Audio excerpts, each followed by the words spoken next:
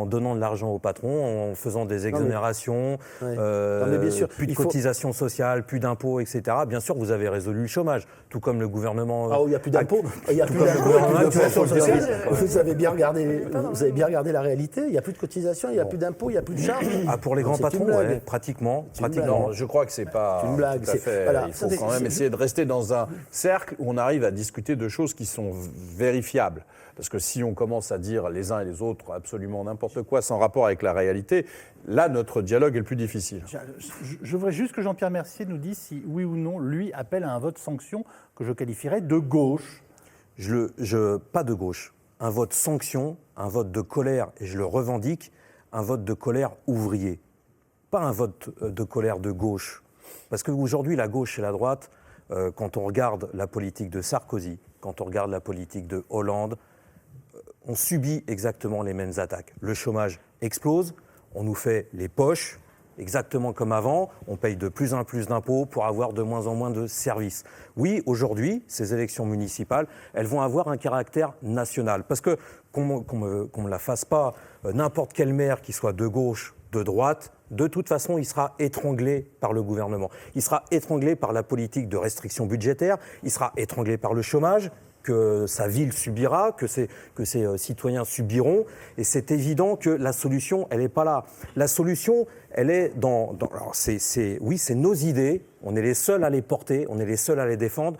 C'est un vote de colère et aussi un vote où on doit défendre des intérêts en tant que travailleurs. Il faut que dans ces élections, les travailleurs ils puissent faire entendre leur voix. Comment expliquez-vous, parce que la défiance, la méfiance ou la déception, c'est aussi de la dépolitisation. Et comment expliquez-vous que les déçus de la gauche ou du monde ouvrier ne se retrouvent pas plus chez vous, au front de gauche, mais qu'on en voit partir de plus en plus au Front National? Ça doit quand même vous interpeller. Alors on en voit déjà beaucoup partir, se réfugier dans l'abstention, oui, parce qu'il y a une démoralisation, il y a une dépolitisation. Et là, la gauche au gouvernement, elle en est extrêmement responsable.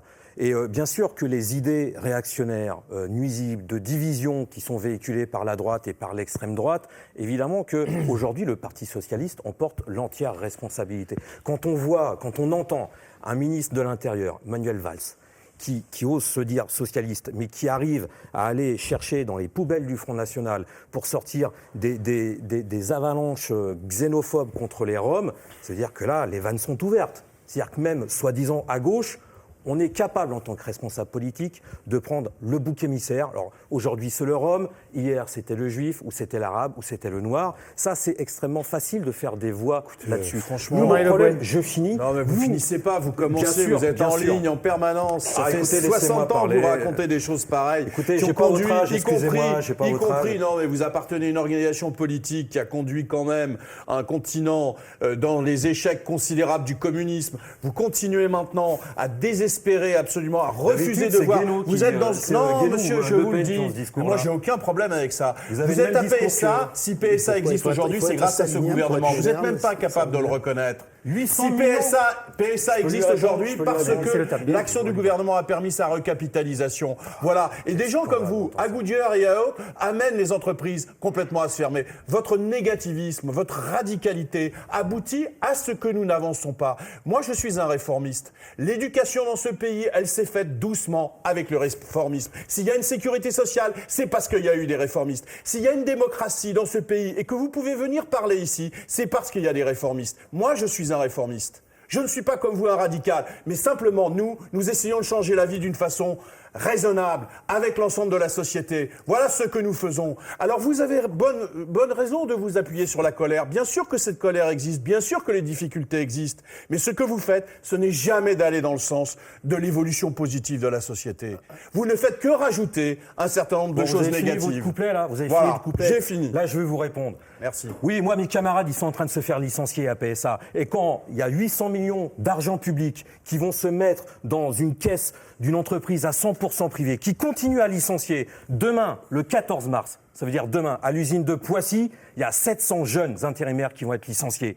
Et ça, avec les 800 millions du gouvernement. Et là-dessus, même Marine Le Pen, elle a été d'accord avec Moscovici, elle est d'accord avec Copé. Elle dit c'est une bonne chose que l'argent public doit s'engouffrer, encore une fois, dans les caisses privées d'une entreprise qui est essentielle pour de bras. Ne doit pas prendre de participation. Pardonnez-moi, l'État l'État ne doit pas prendre de participation. Fallait fermer PSA. Bien sûr que c'est un vrai scandale. Mais non, il fallait faire payer la famille Peugeot, qui est multimilliardaire, qui s'en est mis plein les poches depuis des années par notre travail. Parce que c'est nous qui nous levons le matin à 5h30 et qui fabriquons les voitures. Vous croyez qu'elles se fabriquent comment, les voitures ? Bien sûr que c'est avec notre sueur, c'est avec nos coudes, avec nos poignets qui sont complètement démontés. Mais ça, vous ne pouvez pas le savoir, parce que vous n'y êtes jamais dans les usines. Sur les parkings d'usines, vous n'avez pas le monopole de l'existence quand c'est les élections, vous y êtes. Et la PSA Aulnay, on n'a jamais vu un responsable du Parti Socialiste venir nous soutenir. On les a eu en face de nous. On sait ce qui s'est passé à PSA aussi, la manière dont vous êtes intervenu sur les autres salariés. Moi, j'ai combattu la fermeture de l'usine d'Aulnay, contrairement au Parti Socialiste. Contre les salariés d'Aulnay. J'ai eu le tort de vous mettre l'un à côté de l'autre, mais en même temps, mais cette fracture qui vous oppose, elle est historique dans l'histoire de notre pays, et elle est en train de vivre en direct à la télévision.